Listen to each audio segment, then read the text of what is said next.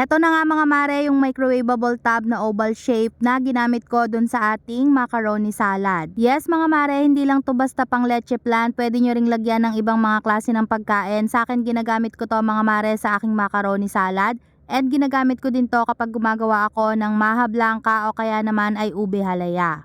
Napakaganda naman kasi talaga nito mga mare at talaga namang napaka-clear at kitang-kita talaga yung mga nilalagay natin na pagkain sa loob. At kahit nga yung mismong takip nito mga mare kung mapapansin nyo, ayan nga at napaka-clear at kitang-kita talaga mga mare yung nilalagay nating mga pagkain sa loob nito. At kapag umorder nga pala kayo nito mga mare, 10 pieces na rin po yung marireceive ninyo. At kung leche plan naman po ang ilalagay nyo dito mga mare, na-try ko na din po yung medium size at saktong-sakto lang po yun dito. Hindi ko pa po na-try kung pwede din dito yung large size na llanera. Ang size pala nitong ating oval na microwavable tub mga mare ay 500 ml. At kung nasa food business ka nga mare, ay kailangan mo talaga nito dahil napakaganda naman talaga at marami ka na rin pwedeng ilagay dito na iba't ibang klase ng mga pagkain. Katulad nga nitong ginagawa ko ngayon mga mare, ang nilagay ko nga dito ngayon ay macaroni salad. Minsan nga naglalagay din ako dito ng ube halaya, minsan naman ay maha blanca at kung minsan naman mga mare naglalagay din ako ng biko dito o kaya naman ay ng espasol.